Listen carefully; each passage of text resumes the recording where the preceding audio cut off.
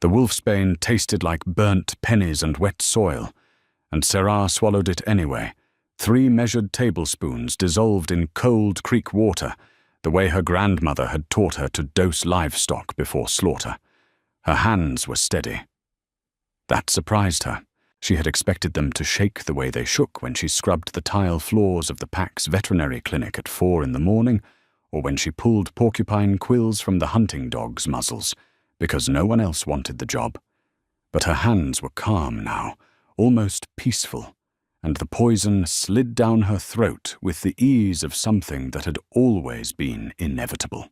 She sat on the bathroom floor of the clinic's storage closet, her back against the steel shelving unit that held bottles of ketamine and expired flea medication.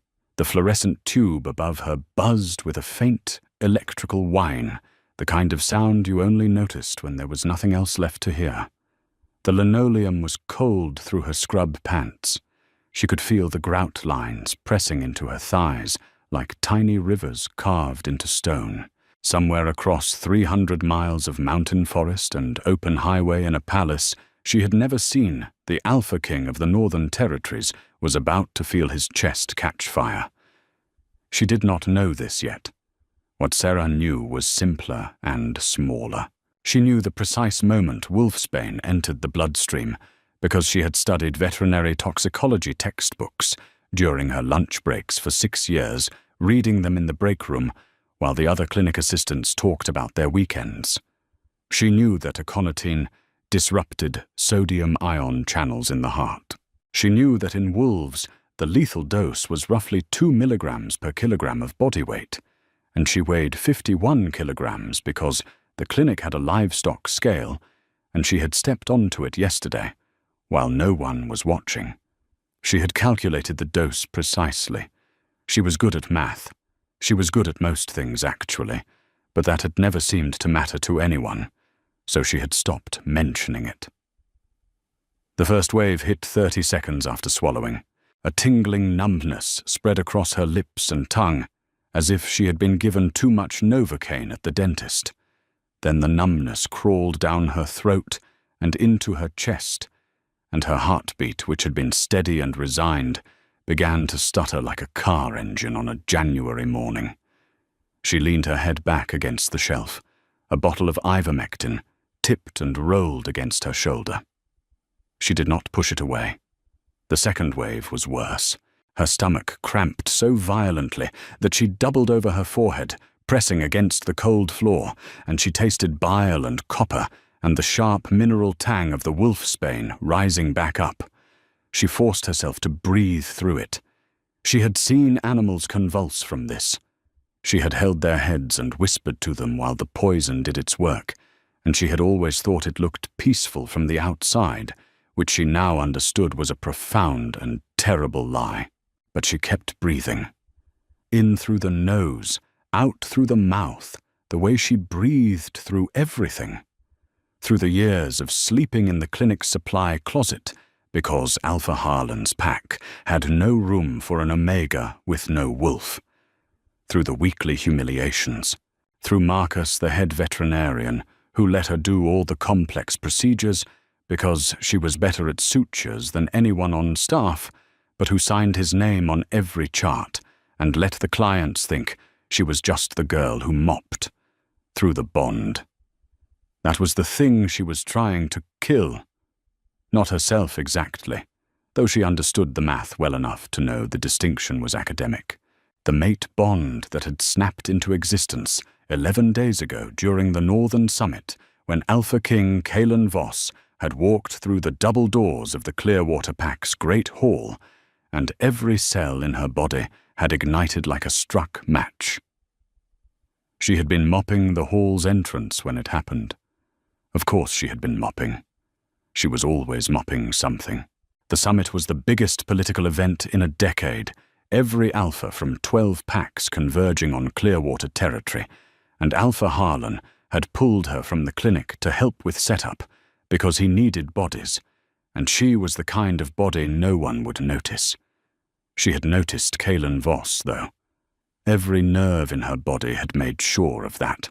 He had come through the doors flanked by 6 warriors in black tactical gear, and the air in the hall had changed the way air changes before a thunderstorm, heavy and charged, and smelling of ozone. He was enormous, taller than anyone she had ever seen, with shoulders that filled the doorframe and hands that looked like they could crush stone. His hair was black and cut short, military close, and there was a scar that ran from his left temple down to his jaw, a pale seam in dark skin, that spoke of a blade that had come very close to ending him. His eyes were the color of raw amber, almost gold, almost inhuman, and when they swept the room, they moved with the flat efficiency of a predator cataloguing threats. She had frozen mid-mop. The wet strings of the mop head dripped onto her shoes, and she did not feel it. Her wolf, the wolf. She had been told her entire life she did not have the wolf that had never once stirred or spoken or made itself known, suddenly screamed inside her chest like something being born. Mate. The word had ripped through her with such force that her knees buckled. She caught herself on the mop handle, the wood biting into her palms, and she must have made some sound because his head turned.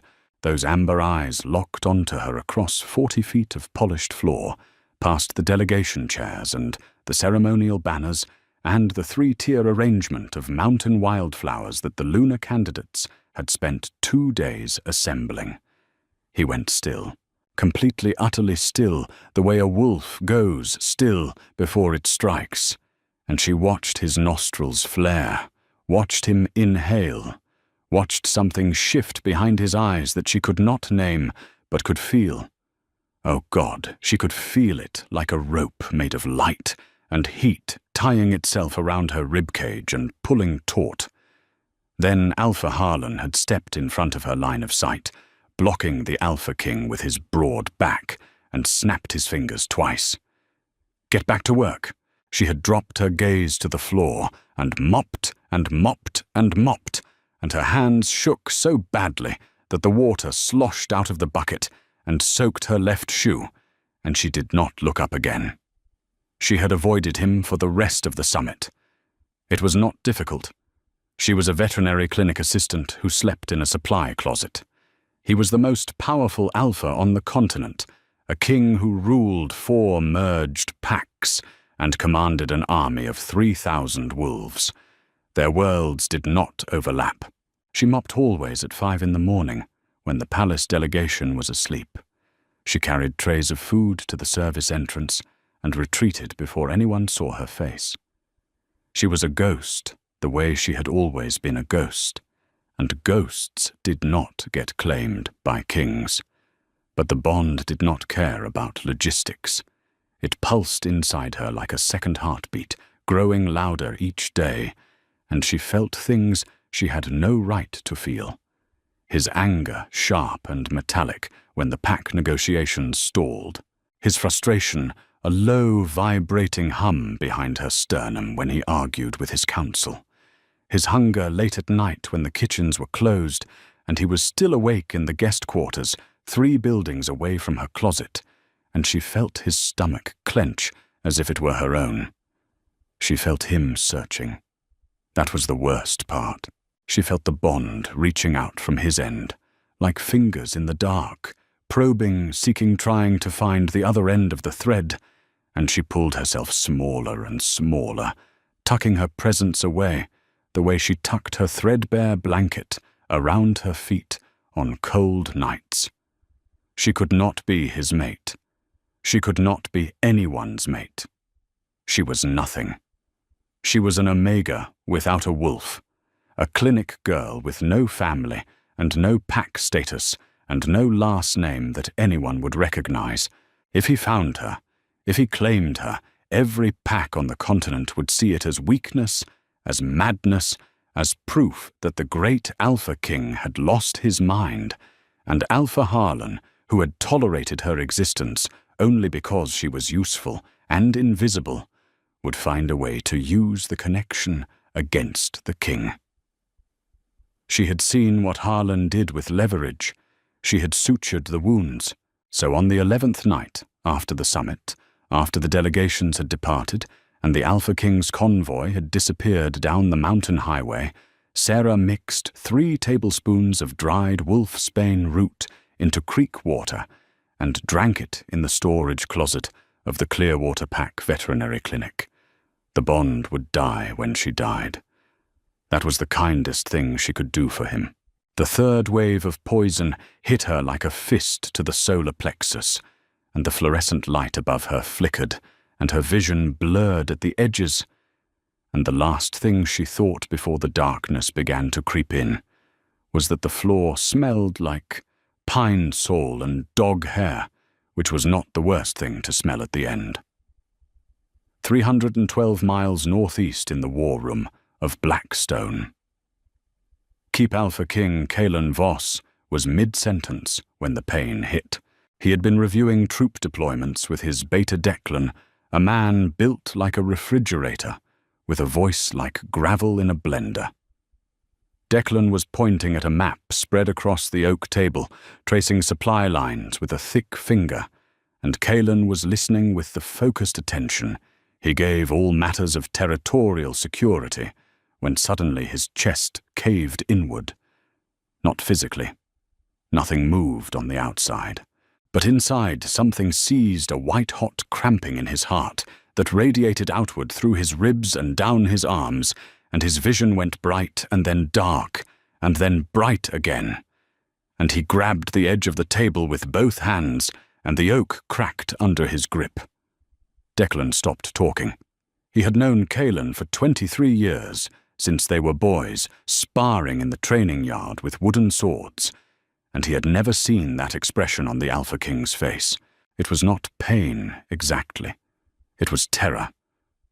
"Something is wrong," Kalen said, and his voice came out wrong, too thin and breathless, stripped of the commanding baritone that made grown wolves lower their eyes. "Something is. Something." He pressed his fist against his sternum. The cramping intensified, rhythmic and vicious, and he tasted something at the back of his throat, metallic and earthy and wrong, a taste like licking a handful of pennies pulled from wet soil, and his wolf surged forward with a roar that rattled his skull. His wolf had been restless for 11 days, since the summit. Since the moment he had walked through those double doors and smelled her across a room full of 200 wolves, that impossible scent, cutting through the noise like a blade through silk, honey and river water, and something herbal he could not place, something green and alive and ancient, and his wolf had lunged so hard against his control that he had nearly shifted right there on the polished floor. He had found the source. A girl, small, thin in scrub pants, and a faded shirt, holding a mop like it was the only thing keeping her upright. She was filthy, her dark hair pulled back in a messy knot, her face angular with hunger, and she had the largest eyes he had ever seen, deep brown, nearly black wide, with what he recognized as absolute terror. Then, a fat alpha with a red face had stepped between them, and she had vanished. Not walked away, not excused herself. Vanished the way prey vanishes when the brush is thick enough. He had spent the remaining 3 days of the summit looking for her. He had walked the corridors at odd hours. He had sent Declan to make discreet inquiries. He had stood in the hall where he had first seen her, and breathed in until his lungs ached, trying to catch that scent again. But it was as if she had been absorbed into the walls. On the last day, standing in the Clearwater parking lot with the convoy engines running, he had turned to Alpha Harlan and said very carefully, "You have an Omega, small, dark hair." She was cleaning the night we arrived. Harlan's face had done something interesting, a flicker fast like a card being turned and turned back. "I have many Omegas who clean, Alpha King. This one is mine." Another flicker. Harlan's tongue had moved across his lower lip, a nervous gesture he probably did not know he had. I am not certain which girl you mean. I will make inquiries. Kalen had let him lie. He had let him lie because he could smell the deception rolling off Harlan like sweat, and because his wolf was howling with a fury that would have ended with Harlan's throat opened on the asphalt if Kalen had pushed the conversation further. He had gotten into the convoy. He had driven 300 miles back to Blackstone. He had begun the paperwork for a formal mate search delegation, the kind that could not be refused by any pack under Northern law. He had been patient. He was not a patient man by nature, but he had learned patience the way he had learned everything else, through discipline and pain, and the understanding that power without control was just violence. 11 days. He had given it 11 days, and now something was killing his mate. The fourth wave of cramping hit, and he went to his knees. Declan caught his arm, shouting for the healers, and Kalen shoved him away with a force that sent the beta staggering into the wall, knocking a framed territorial map to the floor, where the glass shattered. "She is dying," Kalen said. The words came from his wolf, not from him, and they were guttural, barely human. The bond. The girl. She's dying. What girl, Kalen, what? Clearwater. He was already standing, already moving toward the door, and the pain was extraordinary now, a spreading numbness in his extremities that he recognized with the clinical part of his brain as symptom progression, the kind he had studied in combat medic training. Aconitine. He was feeling aconitine poisoning through the bond, and whoever she was, wherever she was, she had approximately 20 minutes before her heart stopped.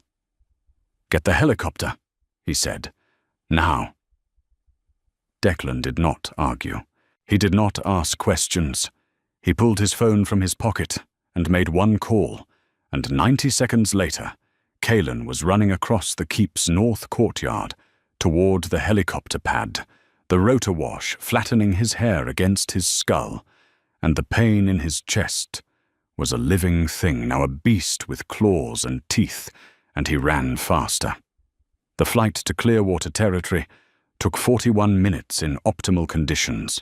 Kalen's pilot, a former military wolf named Torres, who had flown extraction missions in 4 conflicts, pushed the engines past their rated limits and did it in 28. Kalen spent those 28 minutes in the back of the helicopter with his eyes closed and his fists clenched on his thighs, tracking the bond like a man following a thread through absolute darkness. He could feel her, faintly fading, the way a radio signal fades when you drive into a valley, but she was still there, still alive, still breathing each breath shallower than the last, and his wolf paced inside him with a single-minded fury that he had not felt since the border war, since the night he had killed his own uncle to stop a genocide. The numbness in his hands was getting worse. He looked down and saw his fingers were tinged blue at the tips. "You are feeling it too," Declan said from the seat across from him. Declan had come because Declan always came, because that was what 23 years of loyalty looked like, and he was watching Kalen's hands with an expression that was trying very hard not to be afraid. "Wolfsbane," Kalen said. "She took wolfsbane. Took it voluntarily." Kalen did not answer. He did not need to. The bond was telling him everything, and what it was telling him was that his mate had chosen. This had measured and calculated and swallowed, and the resignation he felt through the connection was worse than the poison, because it meant she believed she was doing the right thing. He was going to find her, and he was going to save her, and then he was going to understand why, and if the answer was what he thought it was, someone in Clearwater was going to learn what an alpha king looked like when he stopped being patient. They landed in a field behind the Clearwater compound, the helicopter's skids crushing a patch of wild clover and sending a flock of starlings screaming into the night sky.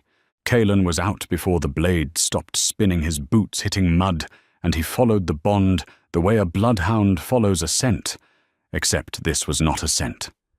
This was a pull, a gravitational force centered in his chest that tugged him forward through the dark.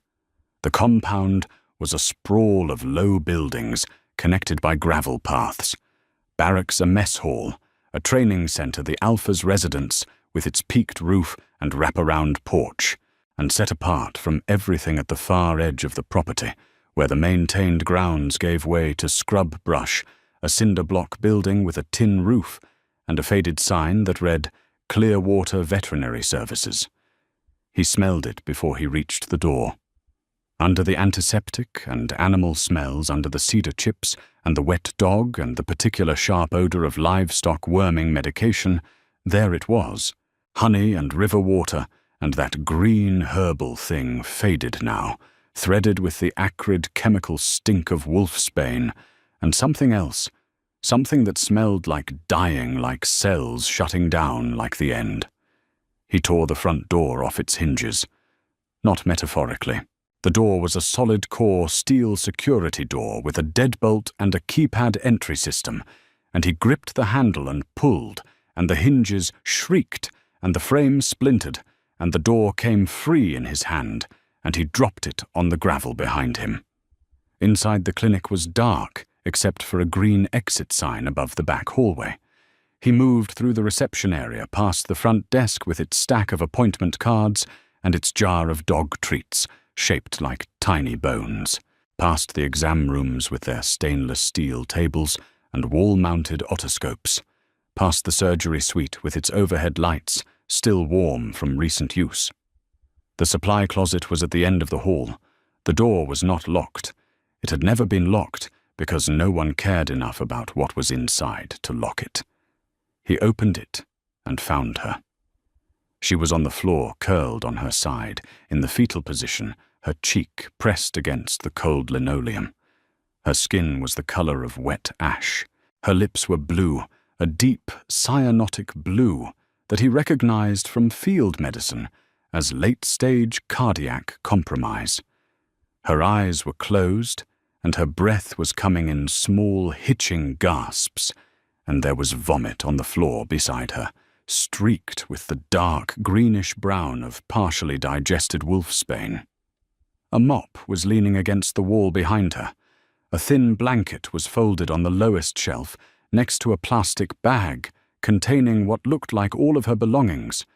2 books, a toothbrush, a photograph he could not see clearly. This was where she lived. This was her home. His wolf made a sound that was not a growl and not a howl, but something between the two. Something ancient and wounded and furious, and Kalen dropped to his knees beside her and gathered her into his arms, and she weighed nothing. She was a collection of bones and thin skin, and the faint, persistent beating of a heart that was trying to stop. "No," he said. It was the only word he could find. No. Her eyes opened. Barely. Just a sliver of dark brown beneath lashes, clumped with sweat, and she looked up at him, and the recognition in that look was worse than the poison, because it meant she knew exactly who he was. "You should not be here," she whispered. Her voice was a dry, scraping sound, barely audible over the buzz of the fluorescent light, which had come back on when he yanked the door open. "The bond will break. When? I am not going to let you die. It is the only way. If they know, if Harlan knows what I am to you, he will use it. He will use me." Her eyes drifted closed again. "I calculated the dose. It is enough. Please go. I am the Alpha King of the Northern Territories, and I am asking you to tell me your name." Something almost like a laugh, wet and broken, escaped her blue lips. "Sarah. My name. Sarah. Sarah, I need you to vomit." "Already did. Again. Now." but she was past that. Her body had absorbed the aconitine, and her heart was arrhythmic. He could feel it through the bond, a stuttering, uneven rhythm like a drummer losing time, and he had maybe 5 minutes before it stopped entirely. He reached for his wolf. Not the surface wolf, not the controlled shifting he used in combat and diplomacy, the measured transformation that impressed dignitaries and terrified enemies. The deep wolf, the one that lived in the basement of his, being the one his mother had warned him about, before she died, the one that carried the old bloodline, the blood of the first pack, the wolves who had walked the earth before the moon learned their names. He had used it once before during the border war. He had used it to stop a hemorrhage in his own body after a silver blade punctured his lung. His healers had told him later that what he had done was theoretically impossible, that no alpha could override cellular death through sheer force of will. And he had said nothing, because what he had done had not been will. It had been something else, something older. He pulled Sarah against his chest so that his heartbeat was directly against hers, sternum to sternum, and he pushed his wolf through the bond. It was like forcing a river through a straw. The bond was a thin, fragile thing, barely formed, only 11 days old, and already poisoned at one end, and he felt it stretch and strain as his wolf poured through it, carrying heat and vitality, and the raw electromagnetic force of an alpha command that was not a command, but a plea, a demand, a prayer. Live, live, live. Sarah's body convulsed in his arms. Her back arched. Her fingers clawed at his shirt, and she screamed a thin, reedy sound that bounced off the steel shelves and the cinder-block walls and the bottles of ivermectin and expired flea medication, and the fluorescent light exploded overhead, showering them both with glass dust and plunging the closet into darkness. In the darkness, something happened that he could not explain and would never fully understand. The poison in her bloodstream, the aconitine that was shutting down her heart, met the force of his wolf coming through the bond, and instead of one overwhelming the other, they merged. He felt the wolfsbane enter his own system, a cold, spreading numbness that started in his chest and radiated outward, and he felt his own heart stutter, and for 3 seconds, maybe 4, they were both dying. Then her wolf woke up. Not stirred. Not flickered. Woke up the way a volcano wakes up, with a deep subterranean roar that he felt in his bones, and the force of it blew through the bond like a shockwave, and obliterated the poison in both of them, burning it out of their bloodstreams with a heat so intense that he smelled singed hair and tasted ozone and felt sweat erupt across every inch of his skin simultaneously. Sarah stopped screaming.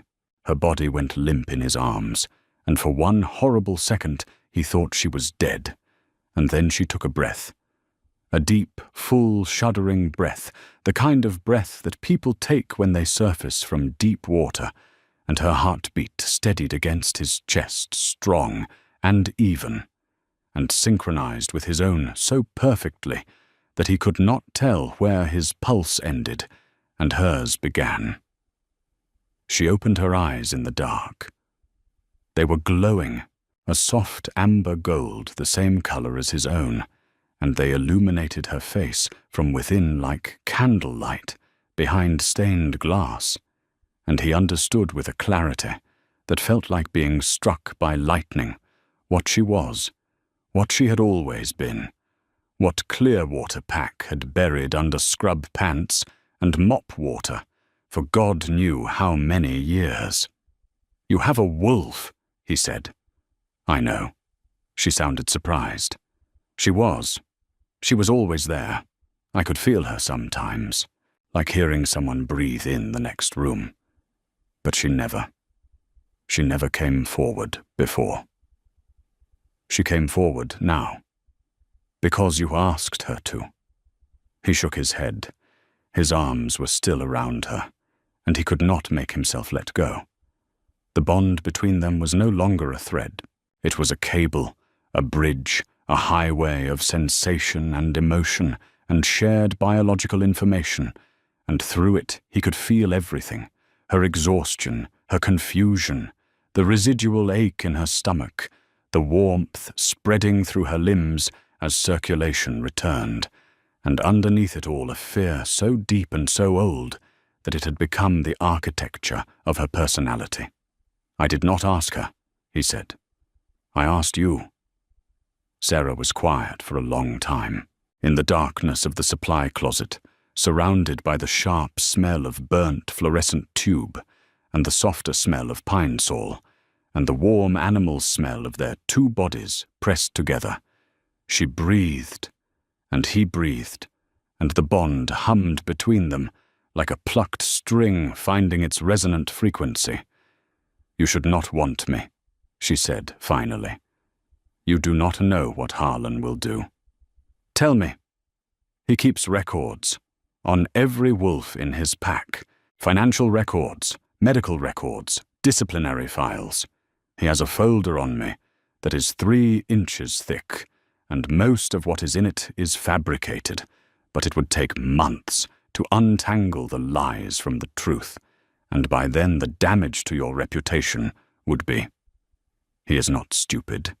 He is cruel and he is small, but he is not stupid." Kaelin considered this. "What does the folder say?" "That I am mentally unstable. That I have a history of violence against pack members. That I was taken in as a charity case after my parents died, and I have repaid that charity with insubordination and theft. Is any of it true?" "The theft part. I stole antibiotics from the clinic to treat a litter of feral pups living under the highway overpass. Harlan docked my food rations for a month as punishment." "He docked your food?" "I eat 1 meal a day, when I am in good standing. During the punishment month, I ate what I could find. There are blackberry bushes behind the clinic." The sound Kaelin made was not human. It came from his wolf, from the deep wolf, and it vibrated through the supply closet walls and rattled the bottles on the shelves and sent a crack running through the cinder block behind Sarah's head. Declan, standing in the clinic hallway with his hand on his sidearm and his ears straining, took an involuntary step backward. "We are leaving," Kaelin said.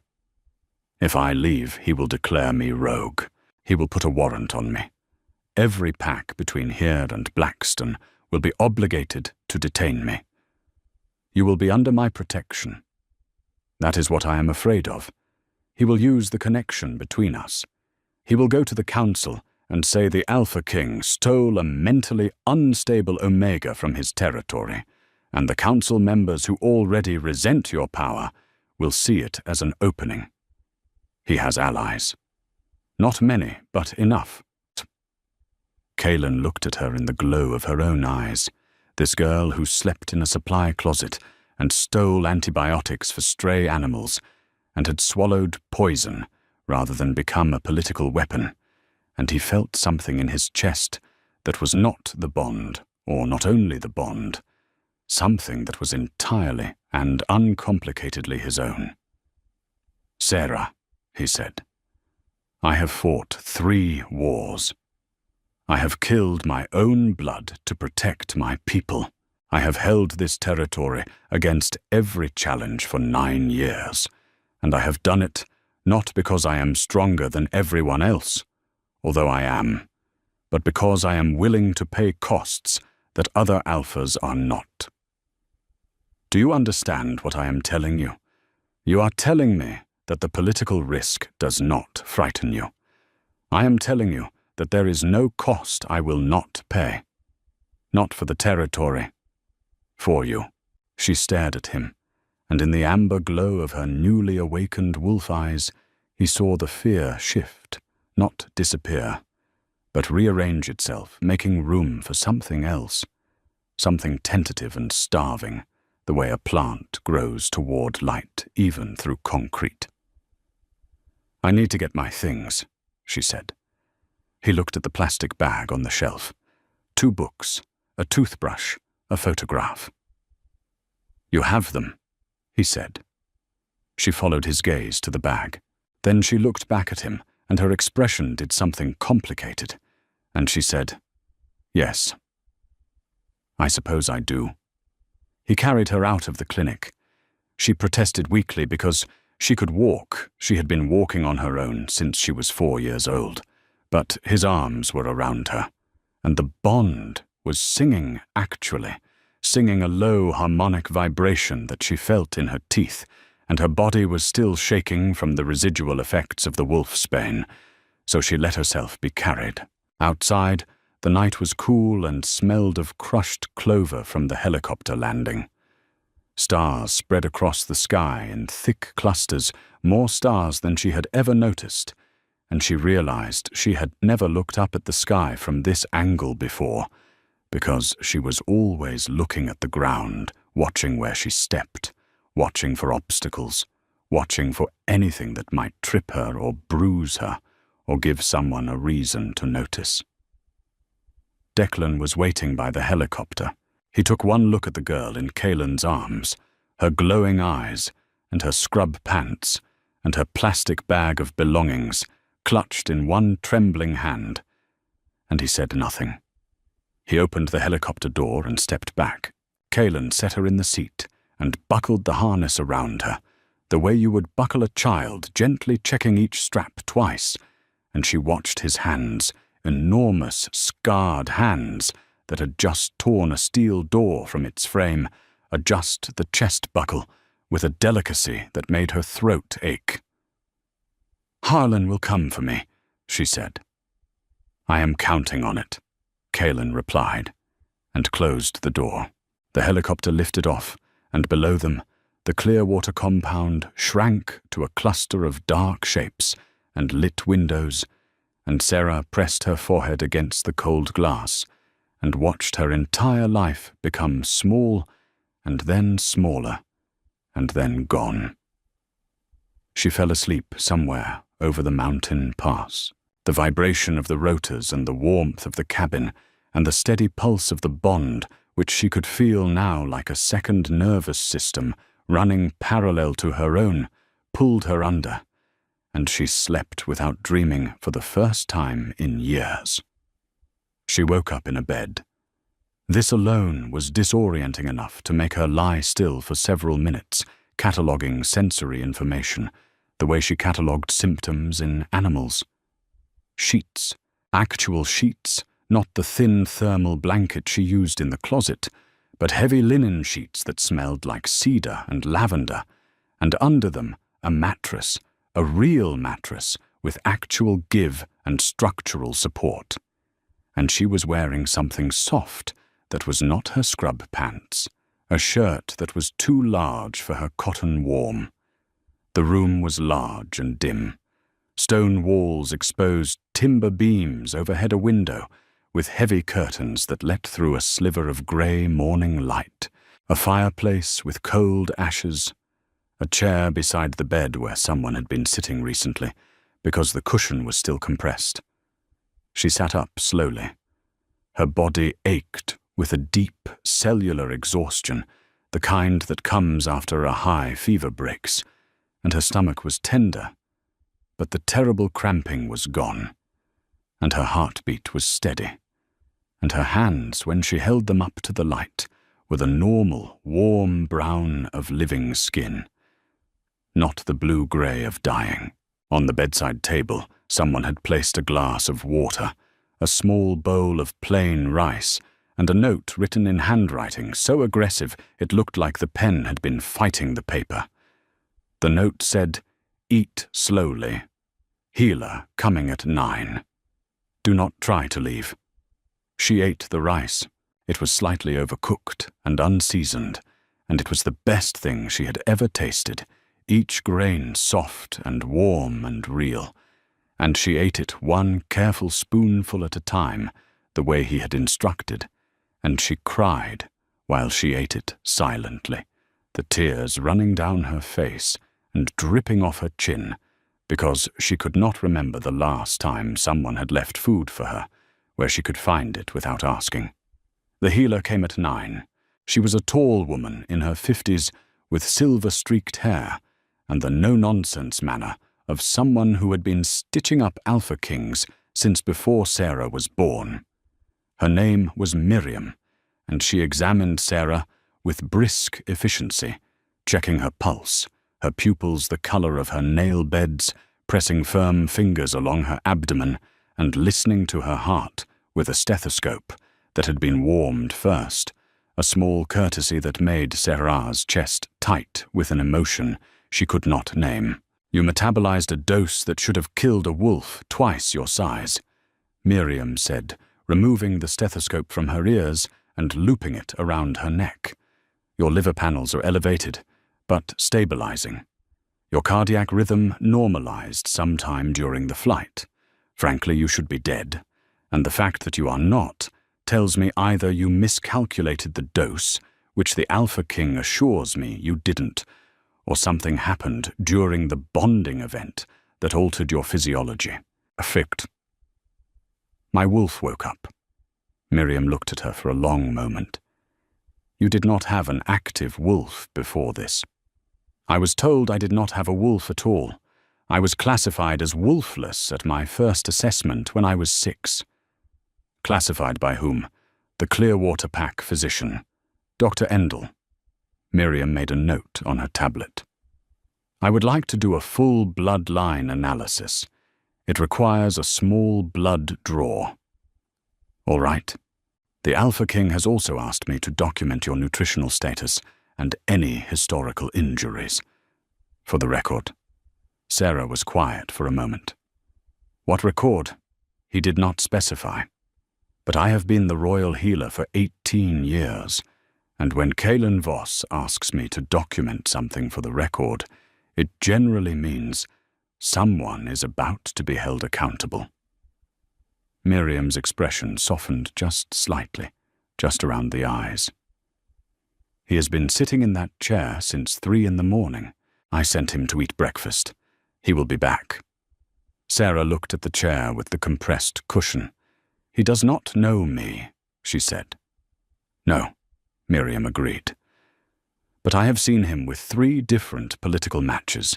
His council proposed over the years women of power and breeding who would have strengthened alliances with half the continent, and he looked at each of them the way he looks at supply requisition forms. He does not look at you that way. How does he look at me? Like you are a wound he cannot stop pressing on. Miriam left. Sarah sat in the bed with the empty rice bowl in her lap and the morning light turning the stone walls gold, and she thought about supply requisition forms and wounds and the look on Kalen's face in the dark of the supply closet when she had told him to leave. He came back at 10. He filled the doorframe the way he had filled the doorframe of the Clearwater Great Hall 11 days ago, and she felt the bond flare between them, a warm, expanding pressure behind her sternum and her wolf. Her new, impossible wolf made a sound inside her that was very close to purring. He was carrying a tray. On the tray was a bowl of soup, a piece of bread, a cup of tea, and an orange peeled and sectioned, the membrane removed from each slice with a precision that spoke of either extreme patience or extreme intensity. I did not know what you could eat, he said, setting the tray on the bed, after the wolfsbane. So I made several things. You made this, the kitchen staff offered. I declined. She looked at him. This man who commanded an army of 3,000 wolves, who had torn a steel door off its hinges with his bare hands, who had poured his wolf through a mate bond to burn poison out of a stranger's blood. He had peeled an orange for her. He had removed the membrane. "Thank you," she said, and picked up a section of orange and put it in her mouth, and the juice was sweet and sharp and almost violently alive, and the look on his face when she ate it was not supply requisition form. It was not anything she had a word for. He sat in the chair. It was too small for him, a reading chair designed for someone half his size, and his knees stuck up and his elbows jutted past the armrests, and he looked absurd and dangerous and completely unconcerned about the absurdity. "Miriam says your blood work will take 6 hours, he said. "While we wait, I would like to understand some things." "All right." "How long have you been at Clearwater?" "Since I was 4. My parents were killed in a rogue attack on the South River settlement. Alpha Harlan's father took me in. When the old Alpha died and Harlan took over, I was reclassified." "From what to what?" "From pack ward to Omega laborer. Harlan said the old Alpha had been too generous with charity cases and that everyone needed to earn their place." "You were 11. "Yes, and the clinic. Dr. Marcus needed someone to clean the kennels and restrain the animals during procedures. I was small enough to get into the kennels without upsetting the dogs. I stayed because the animals did not care that I was an Omega. A cat with a broken leg does not ask about your pack status before it lets you set the bone." Something moved across Kaelin's face, a tightening around the jaw, a flicker in the amber eyes that might have been rage or might have been something more complicated. "Marcus, the head veterinarian. Is he the one who takes credit for your surgical work?" Sarah blinked. "How do you know about that? Declan made inquiries at the summit, discreet ones. The junior staff at the clinic were surprisingly willing to talk when they thought no one important was listening. Apparently there is a story about a wolf pup with a compound femur fracture that every other veterinary clinic in the territory had declared hopeless. You rebuilt the bone with titanium pins improvised from hardware store supplies. The pup walks without a limp. Marcus published a case report about it in the Northern Veterinary Journal.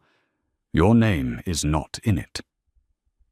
Sarah felt something crack inside her chest, a small fracture in the wall she had built around the part of herself that still wanted things, that still expected recognition to hurt because she still stupidly wanted it.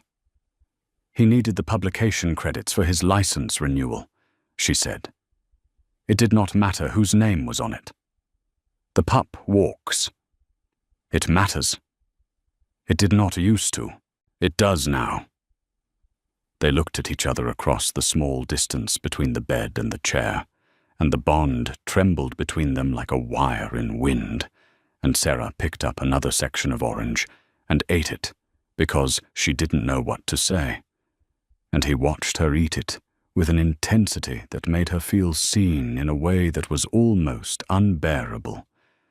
Not the warm, fuzzy way that stories talked about, but the way a bright light makes your eyes water, because you have been in the dark too long. The blood work came back at 4 in the afternoon. Miriam brought the results herself, and she brought Declan, and she closed the door, and the expression on her face was the controlled neutral of a medical professional who has found something significant and is trying to decide how significant. "Sarah," she said, "your bloodline analysis is unusual. Unusual how you carry markers consistent with the first pack lineage, the original bloodline, the wolves who were here before the pack system was established." The room was very quiet. Kaelin, who had not left the chair except to retrieve the food tray when she was done, went completely still. "That lineage was thought to be extinct," Declan said from beside the door. "The last confirmed carriers died in the Purge 200 years ago." "Thought to be," Miriam said. "The markers in Sarah's blood are not degraded or partial. They are complete. Full expression. I have never seen anything like it, and I have been doing bloodline analysis for 30 years. Sarah looked at her hands, the same hands that had been steady when she mixed the wolfsbane. the same hands that set bones and pulled quills and administered vaccinations and scrubbed floors and never, not once, not ever, showed anyone what they could really do. My mother, she said slowly. She used to tell me stories before bed about the old wolves, the ones who walked between worlds. I thought they were fairy tales. Your mother's name? Lena. Lena from South River. That is all I know. Harlan's father took me in, but he did not keep records about my parents. Or if he did, Harlan destroyed them when he took over. Kalen stood. The chair scraped against the stone floor. He was looking at Sarah with an expression she was beginning to recognize, the one Miriam had described, the wound-pressing expression, and his wolf was pushing against the bond with such force that she could feel it like a physical pressure on her skin. Harlan knew, he said. It was not a question. He had me assessed as wolfless when I was 6. He restricted my diet, my access to the pack, my ability to shift or train or participate in any pack ceremony. He kept me isolated. He kept me small. Because if your wolf woke up, the bloodline would be undeniable. I think so. Yes. And the wolfsbane. Was that your idea or his? Mine. He does not know about the bond. No one does. You chose to die rather than let him have leverage over me. I chose to die because it was the only equation where no one got hurt. You got hurt. I am used to that. The sound Kalen made this time was different from the one in the supply closet. It was quieter, more controlled, and infinitely more dangerous, a low resonant vibration that she felt in her molars and in the soles of her feet, and in the deep earth place where her wolf now lived. And her wolf responded, not with fear, but with recognition, the way a tuning fork responds to its matching pitch. No one, he said, is going to hurt you again. And I am not asking you to believe me. I am telling you to watch and see. 3 days passed at Blackstone Keep.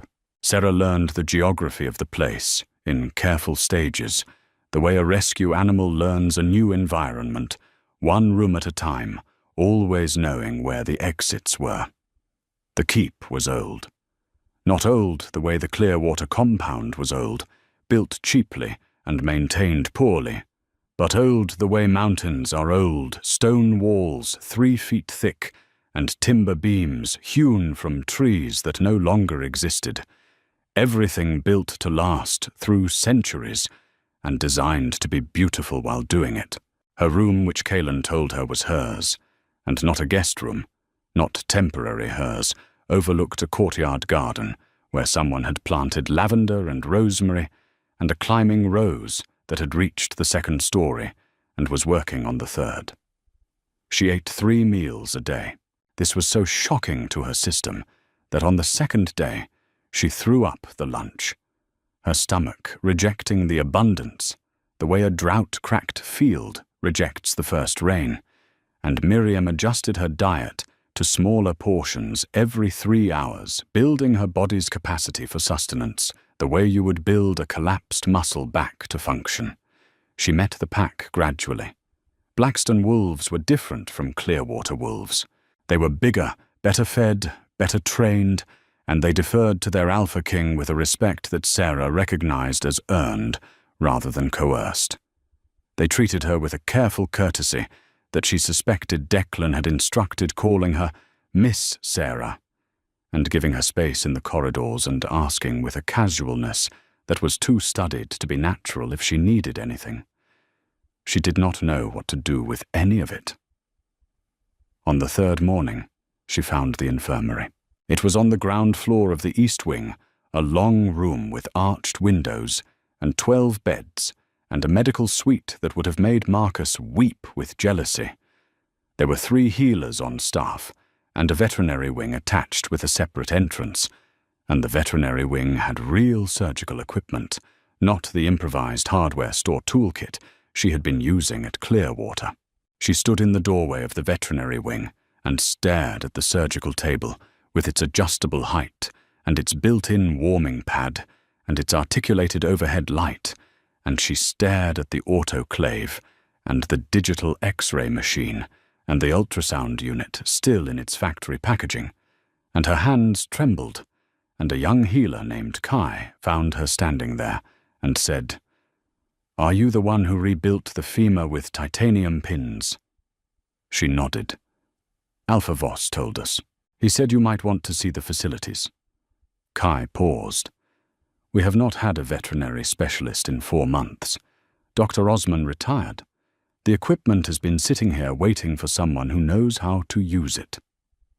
Sarah looked at the ultrasound unit. It was the model she had read about in the journal articles she studied during her lunch breaks, the one with the high-frequency transducer capable of imaging small animal cardiac structures in real time. She had dreamed about having access to one. Actually dreamed the sleeping kind, the kind where you wake up, and the absence of the thing is worse than never having imagined it. "Can I?" she said, and stopped because asking for things had been trained out of her so thoroughly that the words felt like a foreign language. "It is yours if you want it," Kai said. "The whole wing. Alpha's orders." She spent the rest of the day in the veterinary wing with a 3-year-old wolfhound named Bear, who had a heart murmur that the previous vet had dismissed as benign. It was not benign. It was a patent ductus arteriosus that required surgical intervention, and she performed the procedure that afternoon with Kai assisting and Miriam observing, and her hands as steady as they had been on the storage closet floor. Except this time, they were steady because they were doing what they had always been meant to do. Kaelin found her in the veterinary wing that evening, scrubbing the surgical table with the methodical thoroughness of someone who had cleaned things for a very long time and did not know how to stop. Bear was sleeping in a recovery kennel behind her, his breathing slow and even and perfect. "You operated on a dog," Kaelin said. "He had a congenital heart defect. If it had gone untreated another 6 months, he would have developed congestive failure. Miriam says it was the most technically precise cardiovascular procedure she has ever witnessed, on any species." Sarah wrung out the cloth and draped it over the edge of the table. "Miriam is being generous." "Miriam is not generous. She is accurate. There is a difference." Sarah turned to look at him, too. He was leaning against the doorframe, arms crossed, his massive body somehow fitting into the casual pose, the way a panther fits into a crouch, all contained power and lazy grace, and his amber eyes were watching her with that expression, the wound-pressing one. The one she was beginning to understand was not about pain at all, but about something he was fighting not to feel too fast. "Why did you peel the orange?" she asked. He blinked. "What, that first morning? The tray you brought? You peeled the orange and removed the membrane from every section. Why?" He was quiet for a long time, long enough that she thought he was not going to answer. "My mother used to do it for me," he said. "When I was small, before she died. I remembered that it felt like being taken care of, and I wanted you to feel that." Sarah's wolf, the wolf that had been awake for 3 days now, and was still learning the shape of its own existence, made the purring sound again, a deep, resonant vibration that she felt in her spine. And she understood with a sudden clarity that did not feel like a lightning bolt or a revelation, but like something she had always known, and was only now allowing herself to remember that she wanted to stay. "Harlan will come," she said. "Yes." "When he does, when he brings the files and the accusations and the political pressure, what will you do? I will do what I always do. I will be patient until patience stops being useful. and then I will be something else. That is not an answer. It is the only honest one I have. I do not know what he will bring, so I cannot tell you specifically how I will dismantle it. But I can tell you that I will. Why? Because you are mine, and because you chose to die rather than let someone use you against me, and that is the bravest and the stupidest thing anyone has ever done on my behalf, and I am furious about it, and I am awed by it, and I will spend a very long time making sure you never feel that desperate again. He said this in the same tone he used for supply requisitions and troop deployments, flat and factual, and completely devoid of romantic inflection, and somehow that made it more devastating than any declaration she could have imagined, because it meant he was not performing. He was reporting. She crossed the veterinary wing to where he stood in the doorframe. She was small enough that the top of her head barely reached his collarbone, and she had to tilt her chin up to look at his face, and the motion exposed her throat, which in wolf terms was an act of trust so profound that his entire body locked rigid. "I am still afraid," she said. "I know. But I would like to try not being afraid, if you will be patient with that. I have 9 years of patience stored up. I have been waiting to spend it." She put her hand on his chest over his heart and felt his pulse hammer against her palm, and his control, his legendary control, the control that had won wars and held territories, and kept a kingdom intact for a decade, cracked just enough for her to see what was underneath, and what was underneath was not the Alpha King, not the warrior, not the politician, but a man who had peeled an orange with the same hands that had torn down a door, and who was standing very still because he was afraid that if he moved, she would stop touching him. She did not stop. Harlan came on the 5th day. He arrived with a delegation of 6 wolves, 2 pack lawyers, and a formal complaint filed with the Northern Council alleging the unlawful removal of a registered Omega from her home pack. The complaint was 17 pages long and included medical records, behavioral assessments, and a sworn statement from Dr. Marcus that Sarah was prone to violent episodes and delusional thinking. Kaelin received the delegation in the Great Hall of Blackstone Keep, seated on the carved stone chair that had served as the Alpha throne for 12 generations. He was wearing black because he always wore black, and the scar on his face caught the firelight from the twin hearths flanking the hall. And he looked, Sarah thought, from her position beside the throne, exactly like the kind of man who settled arguments by ending them. She had not wanted to be present. She had wanted to hide in the veterinary wing with Bear, who was recovering beautifully, and had started licking her hand whenever she checked his sutures. But Kaelin had asked her to stand beside him, not behind, not hidden beside, and his asking had been quiet and without pressure, and she had understood that this was not about possessiveness. It was about visibility. He wanted Harlan to see what he had tried to erase. Harlan looked smaller than she remembered. Not physically. He was still a large man, thick-necked and broad-shouldered, with the ruddy complexion of someone who drank too much and exercised too little. But in the great hall of Blackstone, Keep, surrounded by wolves who moved with the disciplined economy of professional soldiers, he looked diminished, reduced, a county sheriff walking into the Pentagon. He did not look at Sarah.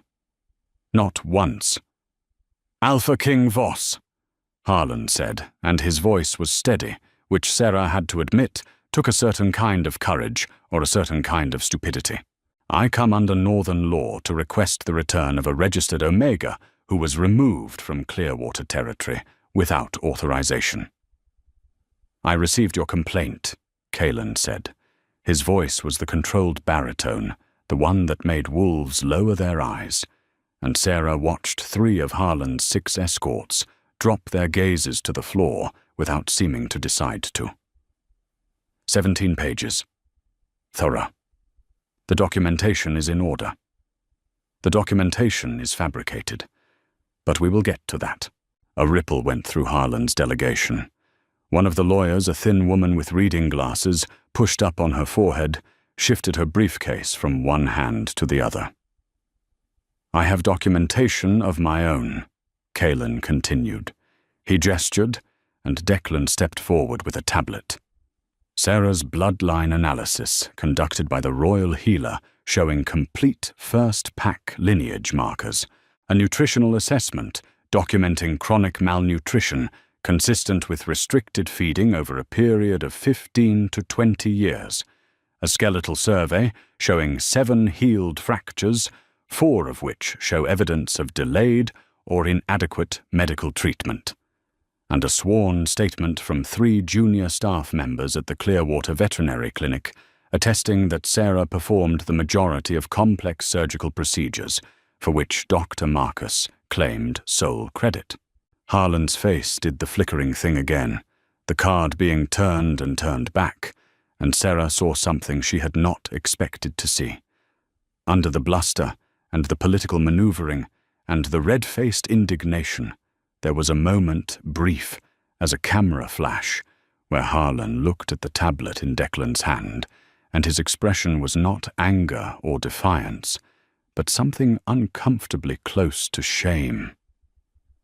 It lasted less than a second. Then it was gone, replaced by the familiar hardness, and Sarah filed it away the way she filed away anomalous symptoms in animals, not as evidence of goodness, but as evidence of awareness. He knew what he had done. He had always known. That made it worse in some ways, but it also made it smaller because a man who acted out of deliberate cruelty was a man who had chosen, and choices could be answered. The Omega's classification as wolfless was determined by a licensed pack physician, Harlan said. If the assessment was in error, that is a medical matter, not a political one. A medical matter, like the restricted diet. Like the 7 fractures, I am not responsible for every injury sustained by every member of my pack. No, you are responsible for the ones you caused. The hall went silent. Not quiet. Silent. The kind of silence that has weight that presses on the eardrums. And in that silence, Sarah heard the fire crackle and pop, and she heard Harlan's breathing change, a slight quickening, the involuntary response of a body that has recognized a threat it cannot fight. "I did not come here to be accused," Harlan said. And yet. Kalen stood. The motion was slow, deliberate, the unfolding of a body that was very large and very dangerous, and very much in control of how dangerous it was, and the effect on the room was immediate. The 6 escort wolves stepped back. The lawyers stepped back. Even Declan, who had known Kalen for 23 years, shifted his weight onto his back foot. Harlan did not step back. That small stubbornness Sarah thought was either the bravest or the most foolish thing she had ever seen. Possibly both. "Alpha Harlan," Kalen said. "Sarah is my mate. This is not a political claim. It is not an alliance maneuver. It is a biological fact confirmed by the royal healer and witnessed by my beta and my senior counsel. She carries the first pack bloodline, which means that her classification as wolfless was either a catastrophic medical error or a deliberate suppression, and we both know which one it was. You cannot prove. I do not need to prove. I need to decide. And I have decided." He stepped down from the throne platform, 1 step 2, until he was standing directly in front of Harlan, and the size difference was almost comical, the Alpha King towering over the pack leader like a mountain over a foothill. "You will withdraw the complaint. You will release Sarah's pack registration to Blackstone. You will surrender the fabricated behavioral files. and you will do this now in front of witnesses, or I will invoke the Alpha Challenge clause and settle this the old way, and you and I both know how that ends." Harlan's jaw worked. A muscle in his cheek twitched. His eyes, small and pale and bloodshot, darted to the side to his lawyers, to his escort looking for support or strategy or an exit and finding none. "If I refuse, then you refuse, and I challenge, and by Northern law, the challenge is fought in single combat, alpha to alpha, and the loser's pack submits to the winner's authority. You would lose your territory, your title and your pack. For 1 Omega." Harlan's mouth opened, then closed. He looked for the first time at Sarah, and in his look she saw it again, that flash of something that was not cruelty, something that might have been in a different man, living a different life, regret. "Your father took me in when no one else would," Harlan said. Not to Kaelin, to Sarah. His voice was quieter than she had ever heard it, stripped of the bluster and the authority and the casual violence. "When I took over the pack, I was 22. I had debts from the old Alpha's campaigns and 300 wolves to feed, and no alliances worth a damn, and there you were. This girl with eyes too big for her face, sleeping in the nursery, eating food I couldn't afford to give her. I did not know what you were. Not then. I found out when you were 8, when old Dr. Cora ran a secondary screening before she retired and told me what she found in your blood. The hall was utterly still. Even Kaelin had stopped moving. I could have told you," Harlan said. "I could have trained you, raised you up, used the bloodline to strengthen the pack. But the first pack lineage. You do not understand what that means to the old families. It means war.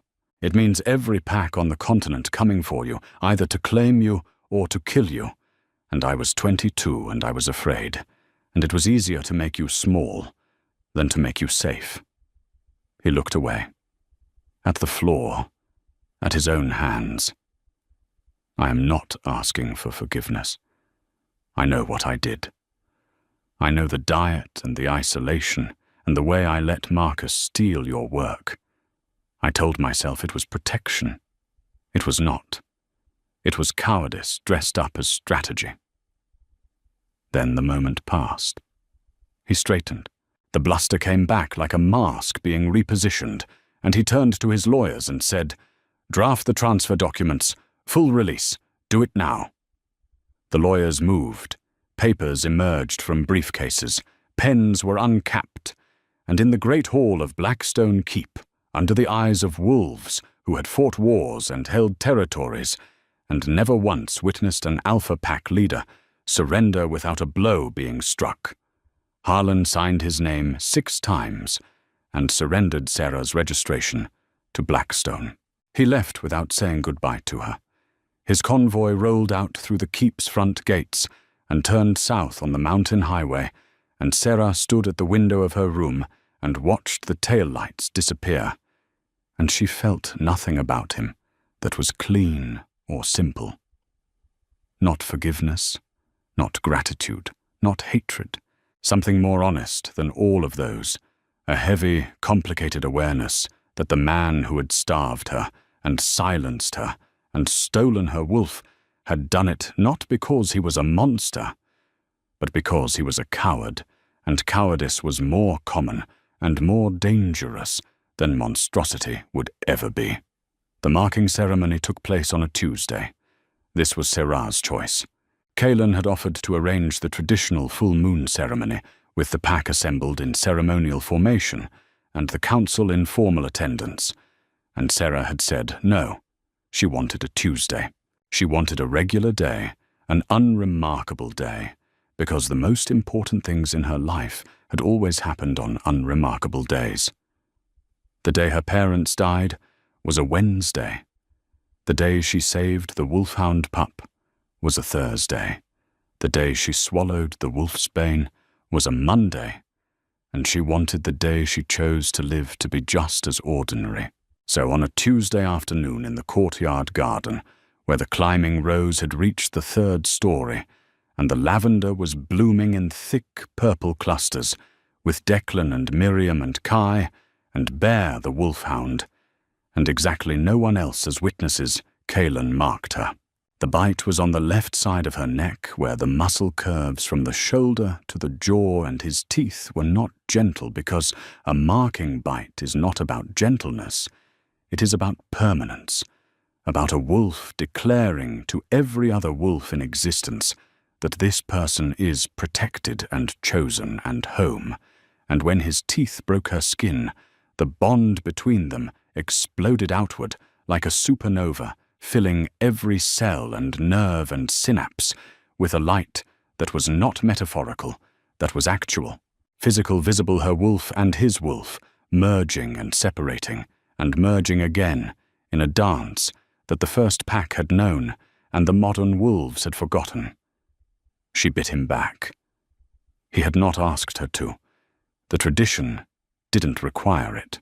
But she was a veterinary specialist with 6 years of anatomical study, and she knew exactly where to place her teeth on the junction of his trapezius and sternocleidomastoid to leave a scar that would never fully fade. And she bit him with the precise, measured pressure of a woman who had spent her whole life being careful, and was now being careful for a reason she had chosen for herself. He made a sound, low and rough and completely undone, and his arms tightened around her, and the bond settled into its permanent configuration with an almost audible click like a lock, engaging like a key, finding its tumbler, and Bear barked once from his kennel in the infirmary window, and the lavender swayed in the late afternoon breeze, and Sarah tasted his blood on her tongue, copper and salt, and the faint electric sweetness of alpha power, and she swallowed it the way she swallowed everything, deliberately and without hesitation. The pack assembly happened the following week. 3,000 wolves gathered in the training field behind Blackstone. Keep row upon row of warriors and families and elders and children, and Kaelin walked Sarah to the front of the assembly and said in the carrying baritone that could command and comfort in equal measure, "This is Sarah. She is your Luna. She carries the first pack blood, and she can also fix your dogs, which I am told is more immediately useful."